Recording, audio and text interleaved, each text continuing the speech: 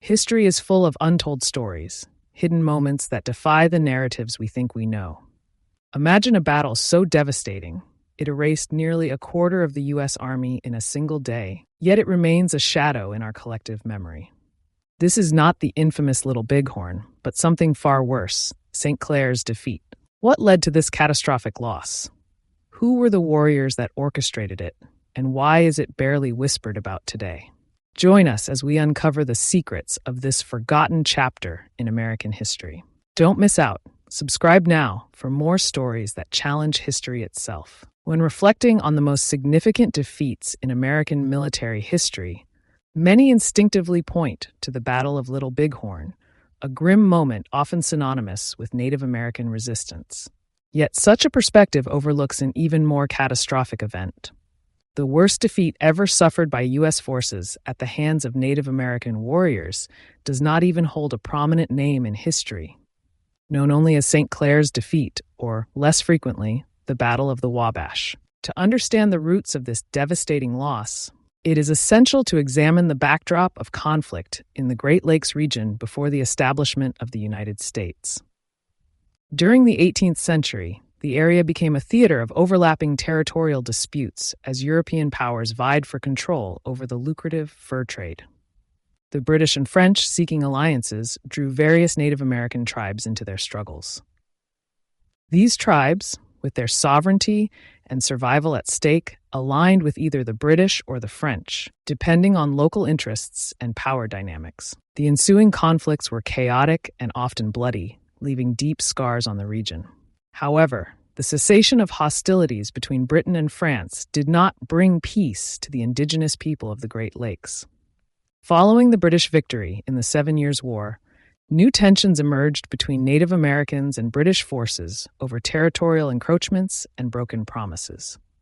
As the dust settled, another seismic change reshaped the landscape, the emergence of a new nation, the United States of America. In 1783, the Treaty of Paris concluded the American War for Independence, marking a diplomatic triumph for the fledgling United States. Under the treaty, Great Britain recognized American sovereignty over vast territories stretching east of the Mississippi River and south of the Great Lakes. For the signatories, it represented a bold assertion of the new nation's ambitions. Yet, conspicuously absent from the treaty negotiations were the voices of the Native American tribes, who had lived on and governed these lands for centuries. Their exclusion from this agreement laid the groundwork for escalating tensions. Understandably, many Native tribes outright rejected the terms of the treaty, viewing it as a unilateral and illegitimate claim to their homelands. Their resistance was swift and strategic. In 1783, several tribes coalesced into a formidable alliance, the Northwestern Native Confederacy, determined to protect their territories from encroachment. This confederacy included the Cherokee, Iroquois, Delaware, Miami, Ottawa, Ojibwa, Potawatomi, Shawnee, Wabash, and Wyandot nations. It was a coalition born not of shared culture or tradition, but of necessity and survival. Central to the Confederacy's strength were its visionary leaders. Among them were Little Turtle, the astute and tactical chief of the Miami Nation, and Blue Jacket, the charismatic leader of the Shawnee Nation. These figures emerged as symbols of indigenous defiance, refusing to acknowledge American claims to the Ohio River Valley. Their leadership would soon challenge the very foundation of the United States' expansionist ambitions. The stage was set for a protracted conflict. Tensions simmered as settlers, buoyed by the promise of fertile land, pushed aggressively into indigenous territories. For the tribes of the Northwestern Confederacy, this encroachment signaled an existential threat. For the Americans, it represented the fulfillment of a hard-won victory over Britain. The clash of these opposing visions made conflict inevitable. This chain of events foreshadowed the catastrophic confrontation that would culminate in St. Clair's defeat. The battle, its causes rooted in the arrogance of expansionism and the resilience of Native resistance, stands as a stark reminder of the human cost of disregarding sovereignty and justice. The details of this grim episode, its tragic losses and indelible impact, will soon unfold. The 1780s marked a period of intense conflict and defiance in the newly established United States, particularly in the Northwest Territory. Although the Treaty of Paris in 1783 formally ended the Revolutionary War and granted the U.S. sovereignty over lands east of the Mississippi River and south of the Great Lakes, these terms were far from being fully respected. The British, while vacating their forts along the northwestern border as stipulated, retained control over fur trading posts in the region, a clear violation of the treaty. These posts served not only as economic footholds, but also as strategic points for influencing Native American tribes. The British went a step further, actively supporting Native resistance against American settlers by providing them with arms and supplies. This deliberate intervention heightened tensions between Native tribes and the encroaching settlers, fueling a cycle of violence that defined the region. With fertile land in Ohio and surrounding areas beckoning, settlers and landowners pressed relentlessly westward, their ambitions colliding with the fierce resistance of indigenous nations determined to protect their ancestral territories. By the mid-1780s, this collision of interests escalated into sustained violence. Native tribes, often unified under alliances like the Northwestern Confederacy, resisted American expansion with strategic raids and ambushes. Meanwhile, settlers, emboldened by the promise of new land, retaliated with force. This volatile environment jeopardized the United States' plans for territorial expansion and economic growth, prompting military intervention. However, the American response was far from decisive.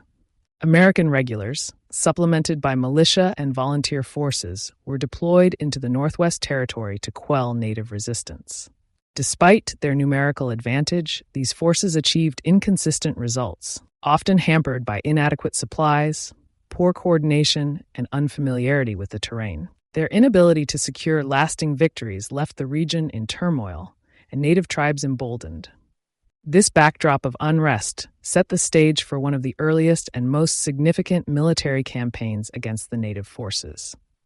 In 1790, President George Washington ordered an expedition under the command of Brigadier General Josiah Harmar. The goal was clear: to put an end to the Miami raids led by the formidable chief Little Turtle. Harmar's force comprised 1,453 men, a mix of militia and regular troops. On October 7, 1790, the expedition set out from Fort Washington, located near present-day Cincinnati, with the intent to march northward into the heart of Native-held territory. The expedition represented a bold but ultimately flawed attempt to assert control over the region. Harmar's mixed forces faced logistical challenges and internal divisions, with militia units often lacking the discipline and training of regular troops. This disparity would prove critical in the confrontations to come. Despite their best efforts, the U.S. forces underestimated the resolve, tactics, and knowledge of the Native warriors they sought to defeat. The 1780s in the Northwest Territory were defined by this pattern of tension and conflict. While the United States sought to consolidate its sovereignty and expand its borders, Native tribes resisted with determination and unity, often bolstered by external support from British agents. The violent clashes that ensued underscored the complexity of the region's struggle, a clash of cultures, ambitions, and survival. This sequence of events, culminating in the fateful expeditions against the Miami, set the tone for the catastrophic Battle of the Wabash that would soon follow. The seeds of one of America's greatest military defeats were already sown, and the stage was being prepared for a confrontation that would leave an indelible mark on U.S. history. Less than 2 weeks after setting out, the expedition led by Brigadier General Josiah Harmar met a devastating ambush by a coalition of Native American forces. Over 1,000 warriors from the Northwestern Confederacy, commanded by skilled leaders such as Little Turtle and Blue Jacket, launched a surprise attack near Caquionga and Fort Miami, in what is now Fort Wayne, Indiana. The site, strategically significant to the Miami Nation, became the backdrop for a brutal confrontation that underscored the escalating tensions in the region. The American forces suffered heavy losses in the battle. Out of the 1,453 men who embarked on the campaign, 262 were killed and 106 were wounded, amounting to nearly 25% of Harmar's expeditionary force. Compounding these casualties was the loss of approximately 1/3 of their horses, a critical resource for transportation and logistics. Faced with overwhelming resistance and the high cost of the engagement, Harmar's forces were compelled to retreat to Fort Washington, near present-day Cincinnati, in what amounted to a demoralizing defeat. The Northwestern Confederacy also sustained casualties, with estimates ranging from 120 to 150 warriors killed or wounded. However, their ability to inflict such significant losses on a larger and ostensibly better-equipped American force demonstrated their tactical prowess and determination. This battle was a resounding statement of their refusal to cede territory to the United States and foreshadowed further conflict. In response to the failure of Harmar's campaign, President George Washington sought to reassert American control over the Northwest Territory. Determined to prevent future incursions and secure the region for settlement, he authorized a new expedition in 1791 under General Arthur St. Clair. With a force of approximately 1,400 soldiers, St. Clair's campaign marked a renewed attempt to confront the native resistance led by the Northwestern Confederacy. The Army, a mix of regulars and volunteer militia, departed from Fort Washington in September 1791. St. Clair's plan involved a methodical advance through the territory, with the construction of a series of forts along the route to secure supply lines and provide defensive positions. This strategy, while logical on paper, quickly encountered significant challenges. The force struggled with logistical issues, including inadequate supplies and poor coordination. Volunteer militiamen, who formed a substantial portion of the force, frequently deserted, further weakening the Army's effectiveness. As the campaign progressed, the conditions deteriorated. Low temperatures and a lack of adequate provisions eroded morale and sapped the physical strength of the soldiers. By the time the Army reached the banks of the Wabash River in early November, they were demoralized, physically weakened, and ill-prepared for the confrontation that awaited them. On the evening of November 3rd, St. Clair's force established a camp on a high hill near the headwaters of the Wabash River. The site was chosen for its defensibility, but the Army's diminished state left them vulnerable. Exhaustion and logistical failures meant that even their defensive preparations were inadequate. Unbeknownst to the Americans, a force of approximately 1,100 warriors from the Northwestern Confederacy, led once again by Little Turtle and Blue Jacket, was assembling nearby. The native coalition, well acquainted with the terrain and adept in the art of surprise warfare, prepared to strike at dawn. This sequence of events reveals not only the immediate challenges faced by St. Clair's army, but also the broader difficulties of American expansion into the Northwest Territory. The ambush near Kekeonga and the subsequent retreat of Harmar's forces highlighted the Confederacy's strategic resilience and unity. Meanwhile, the logistical and structural weaknesses within the American military effort, underscored by supply issues, inadequate troop training, and reliance on militia, foreshadowed the catastrophic losses to come. The high hill at the Wabash River became the final staging ground for a confrontation that would eclipse even Harmar's defeat in terms of scale and devastation. As the sun set on November 3rd, 1791, the exhausted and ill-prepared American force unwittingly prepared to face one of the most disastrous encounters in U.S. military history. The suffering and loss that would soon follow would cement this campaign as a grim chapter in the annals of early American expansion. At dawn on November 4th, 1791, chaos erupted at General Arthur St. Clair's encampment near the Wabash River. A Native American force of approximately 1,100 warriors, led by the fiercely determined Chiefs Little Turtle and Blue Jacket, executed a meticulously planned ambush. They had surrounded the camp during the night, their lodging hidden in the dense woods, and lay in wait for the opportune moment to strike. That moment came when the American troops, complacent and unarmed, stacked their weapons and assembled for their morning meals. What followed was nothing short of a slaughter.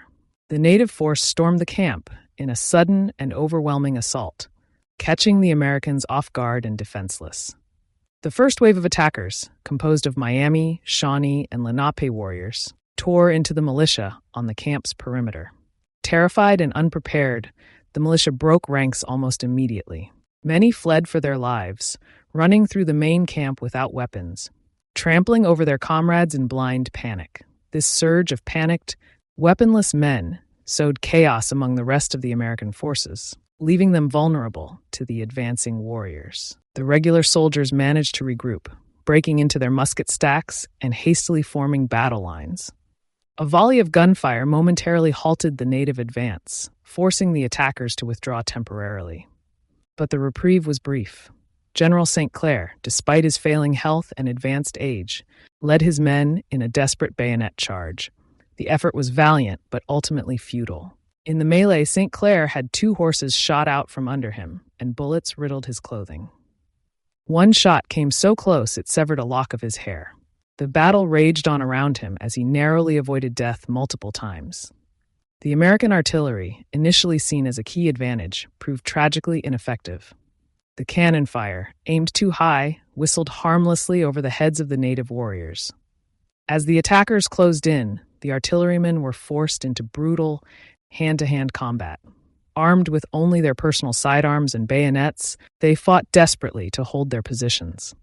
Their efforts were hopeless. The warriors cut them down mercilessly, killing most of the artillery crew and leaving the cannons silent and useless.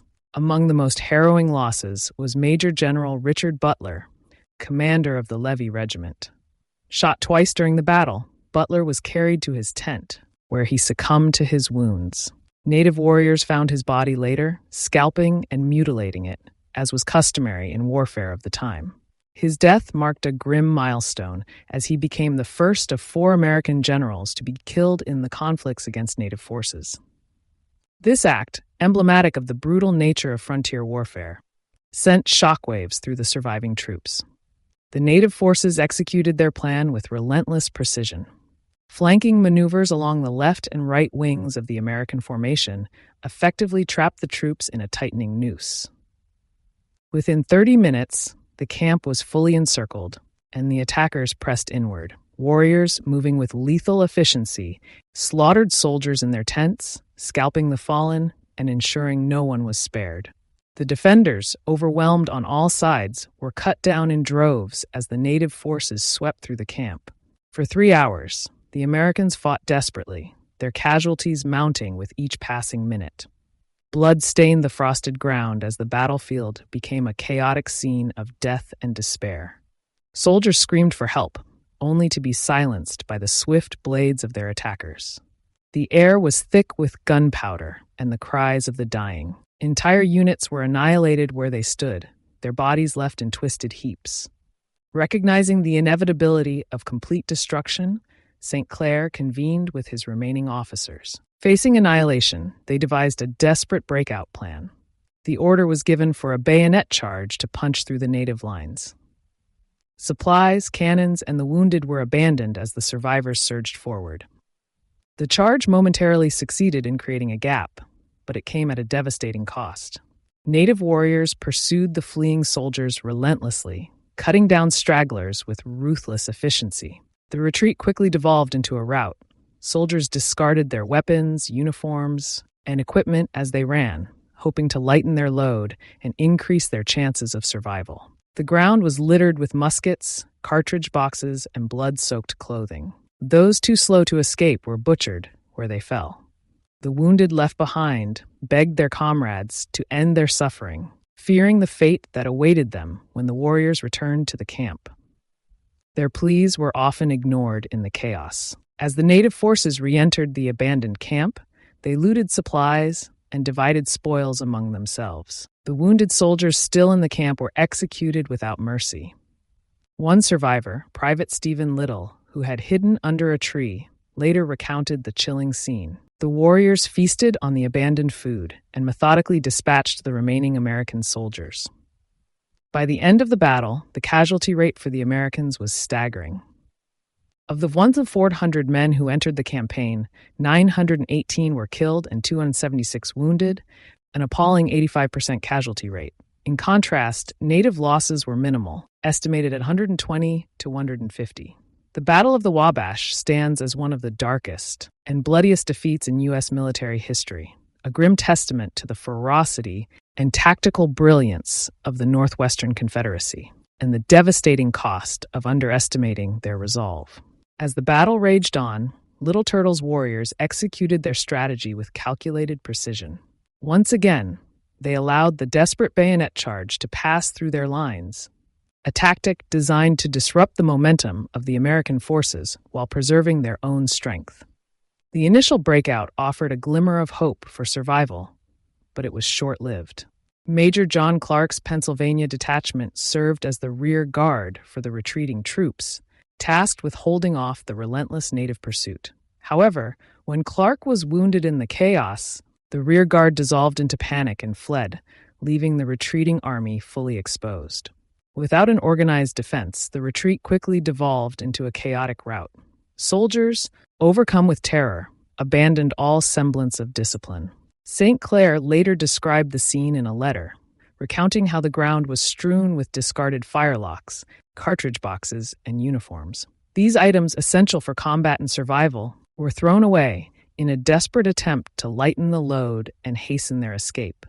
The retreating soldiers, driven by primal fear, became easy targets for the pursuing warriors. Amid the disarray, Private Stephen Little became separated from the fleeing remnants of the army.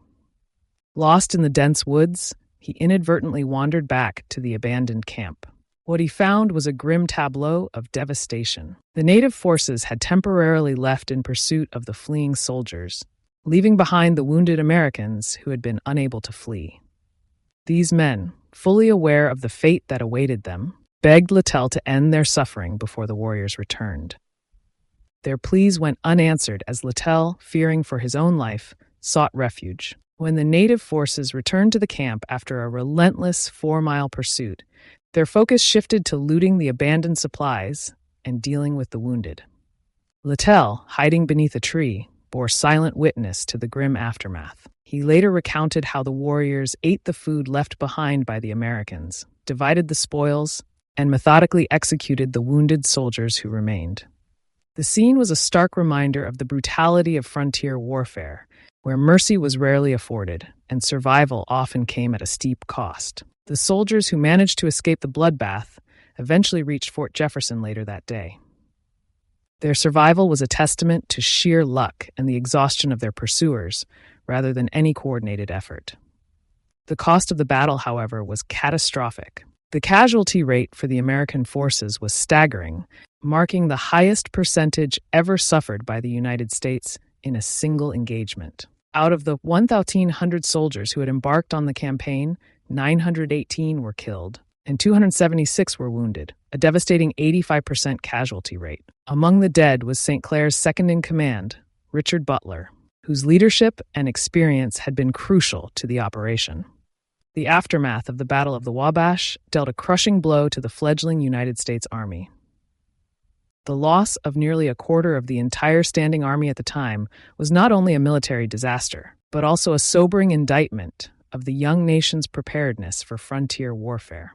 The Native American forces, in contrast, suffered minimal casualties. Estimates suggest that approximately 60 warriors were killed or wounded, with around 20 fatalities and 40 injuries.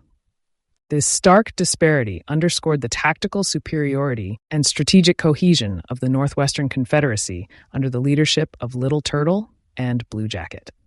The battle's brutality and lopsided outcome reverberated far beyond the battlefield.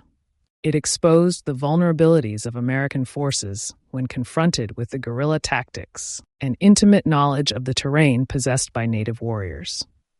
It also demonstrated the relentless determination of the Northwestern Confederacy to defend their homelands against encroachment. The defeat shattered any illusions of a quick or easy path to expansion in the Northwest Territory, forcing American leadership to reevaluate its military strategy and the costs of its territorial ambitions. The Battle of the Wabash remains a defining moment in early American history. It was not only a testament to the resilience and tactical acumen of the Native American forces, but also a stark reminder of the human cost of underestimating one's adversary. The scattered remains of discarded weapons and uniforms, the cries of the wounded, and the eerie silence that followed the slaughter stood as haunting symbols of one of the darkest chapters in the young nation's military history.